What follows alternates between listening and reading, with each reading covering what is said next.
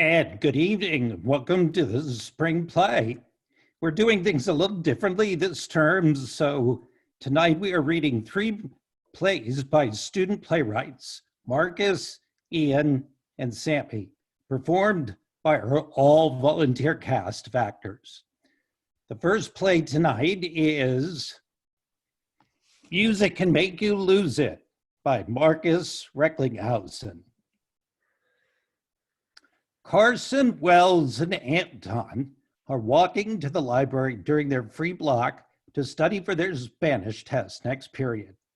Wells and Anton don't care much to study, while Carson needs to get a good grade. The scene begins with them walking into the library, with Principal Zeeto holding the door for them.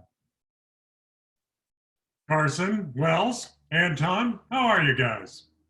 We're doing great, Principal Zeeto. Yeah, well, what are you doing in the library, Zeeto? Studying? Well, no, I'm here to print a couple of papers, and I have a question for one of the librarians. Thanks, Principal Zeeto. No problem. See you later, fellas. Carson sits at a desk with high walls, while Wells and Anton sit on the couches next to the desk. Principal Zeeto walks past the boys and exits off the opposite side he entered. Come on, Carson. Don't be so stiff. The test will be easy. It's just a couple of vocab words you have to remember. Yeah, come chill with us, bro. Who cares anyway? It's senior spring. Shut up, guys. I already told you, if I don't get my grade up this term, I'm not going to Yale. I love you guys, but you both know there's no way I'm spending the next 4 years at Alabama with you two chuckleheads. All right, then, genius. Enjoy your studying. Guess you're too good for us, huh? I didn't mean it that way. I just... You better start studying, buddy. Only 15 minutes until class. Carson sighs and begins to study. A minute goes by with Carson studying and Anton and Wells whispering to each other. Anton then pulls a speaker out of his backpack and sneaks it under Carson's desk. All of a sudden, Firework by Katy Perry begins to play. Do you ever feel like a plastic bag drifting through the wind, wanting to start again? Shut up! Do you have any idea how important this test is? Turns it off and puts it in his bag. Shut up. Do you have any idea how important this test is? Can't you see how frustrated I am? No, not at all. You always look like that, all red-faced with steam coming out your ears. That's why you don't have a girlfriend, bud. You don't have one either, you idiot. I bet you're wasting my time, guys. We can't mess around all we want later. Please, just let me study. Anton and Wells laugh and look at their phones. Another minute goes by. Wells begins tapping his foot on the ground and snapping a beat for a few seconds. Wells, enough. There's nowhere else for me to go. All the other seats are taken. I don't see why you two can't just go to the cafeteria and fool around. Well, that's an easy one. If we were in the cafeteria, then we wouldn't be able to annoy you. Whatever. Even though you can fail this one, I can't. So stop. I can't fail this one. Shut up, Carson, and study. Carson sighs and begins to study again. Wells and Anton look at their phones. Another minute goes by, and then Anton sneaks up behind Carson and begins to hum a song for a few seconds. Carson slams his pencil on the desk and gets up and pushes Anton away. Next time one of you tries anything, I'm going to lose it. I'm serious. I've only got 10 minutes left. Is 10 minutes of peace and quiet too much to ask from you guys? I thought you were two of my best friends. You should know this is important to me. All right, we'll stop. Now study. I promise we won't interrupt you again. Yeah, my bad, Carson. I'm done. Wells and Anton sit on their phones and are silent, while Carson studies as a minute passes. Principal Zeeto enters the stage from the side he left and walks behind Carson, whistling a tune. Carson punches the desk and gets up. Shut the hell up! Carson turns around and is shocked to see Principal Zeeto. What? Excuse me? My office, now! The end.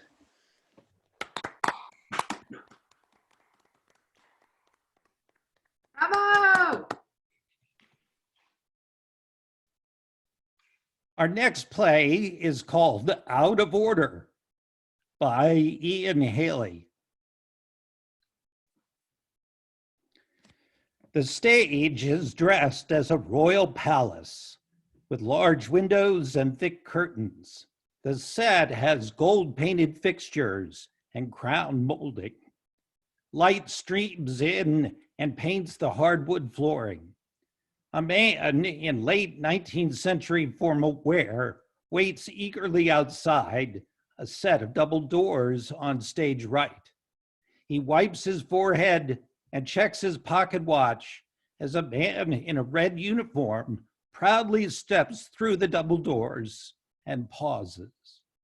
As the man in uniform crosses the room in a dignified manner, the man in wait speaks frantically. Sir, word from the Palace of Westminster. Parliamentary matters are to be taken to the royal advisor. They are none of my concern. No, sir, it's about Ben. Nobody has heard the bells for the last 17 hours, sir.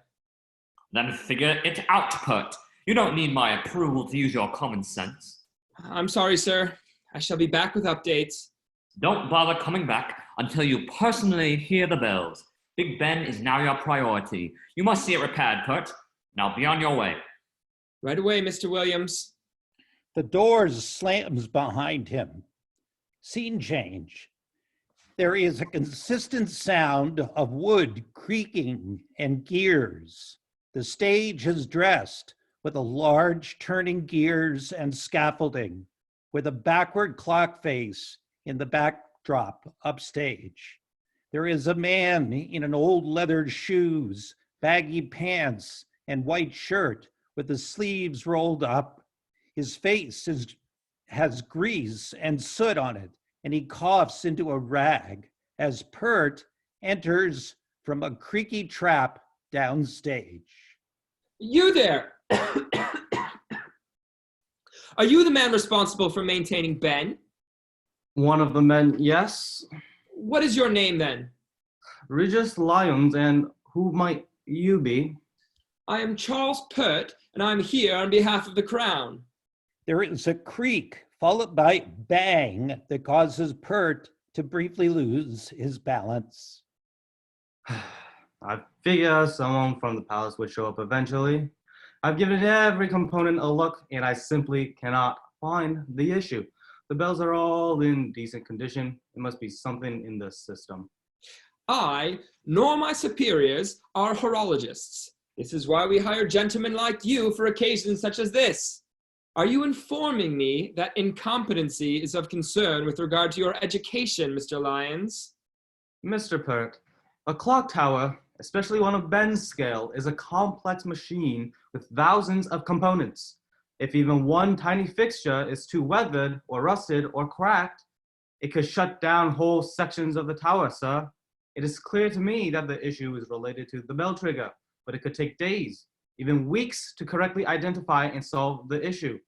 I simply do not have weeks to see this issue resolved, Mr. Lyons. This tower is brand new and should not already be experiencing issues. Must Buckingham Palace retire your services and find a more suitable horologist? Please, no, sir. I have a family to provide for with young children. I will find the error and see it fixed. Right you will, Lyons. I will be in the parliamentary building awaiting your success. And unless by some stroke of luck you've fixed Ben before day's end, you are not to leave this tower. Am I understood, Mr. Lyons? Yes, Mr. Pert, you are understood. Right then. The King's Guard shall inform me if you are seen leaving this tower. Cheerio, Mr. Lyons. Mr. Pert leaves through the trap, which slams shut behind him. The clock creaks and bangs once again, and as it does, so Mr. Lyons' shoulders sag, and he slides down the wall with his hands covering his face. The end.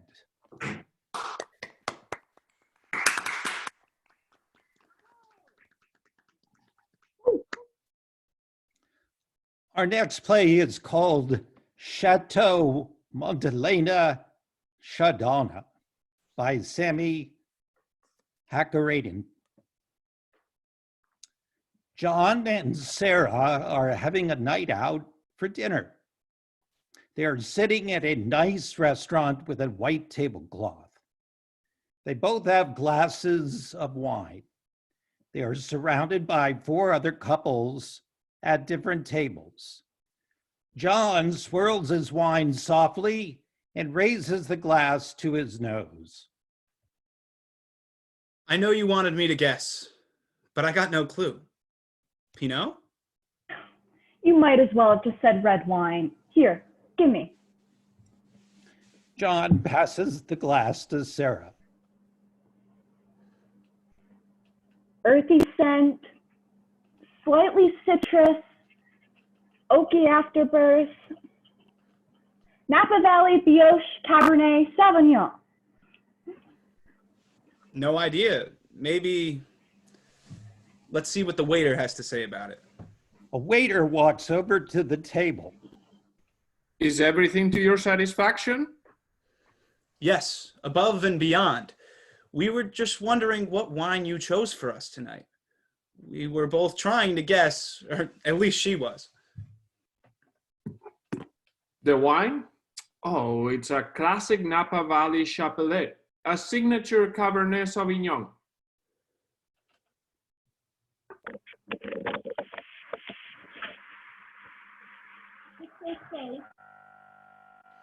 Wow, I'm impressed. I hate to say it, but if you put a $10 bottle of wine in front of me and ask me to compare with your best bottle, I can't say I know the difference.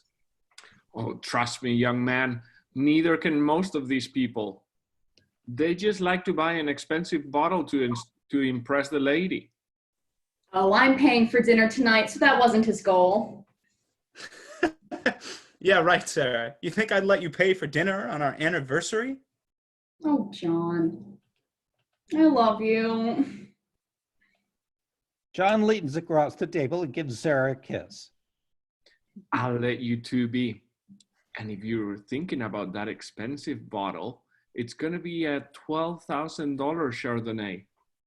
The waiter walks away. So, got any other hidden talents I don't know about? Yeah, now that you mention it, I can actually speak 5 languages with ease. You want to hear them? Are you messing with me? It's too easy. Well, I wouldn't be surprised after the show you just put on. That reminds me, I've got something for you. John pulls out a wooden box out of his pocket. Sarah is overjoyed and rubs her hands together. Open it.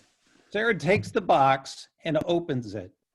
She gasps when she sees what is inside. Oh my God, I love it. This is just like the one I had when I was a little kid. She picks up a necklace from the box. She leans over the table and kisses John. Well, I saw the old pictures and... John is interrupted. There's a sound of choking filled the restaurant. John and Sarah turn their heads and find a middle-aged man on the floor wheezing for air. Help! Is anyone a doctor here? Please! John, do you know what you're doing? Without saying anything to Sarah, John immediately runs over to the choking man. He lifts him up, which is not an easy task due to the man's size. I got you. Don't worry, big guy. John performs the Heimlich procedure on the man. It takes 5 tries. But the man finally coughs up a piece of food and it flies across the room. You did it! The restaurant erupts with applause. John raises his hand to the crowd and walks back to the table. Sir, before you go, please, let me thank you. Just doing my duty as a committed citizen, sir. But please, let me show you my gratitude. Waiter! Yes? Give this man the most expensive bottle of wine you have, on me. The restaurant cheers. That's a $12,000 Chardonnay. Well, I believe that my life is more valuable than that, and if it wasn't for this man, who knows what my fate would be. To the man that saved my life. The restaurant cheers. 1 bottle of Chateau Montelena Chardonna for the heroic couple. Clear your palate. You've got something coming. Sarah stands up and walks to John and gives him the biggest kiss. Now you're the one putting on the show. The end. Okay, very good.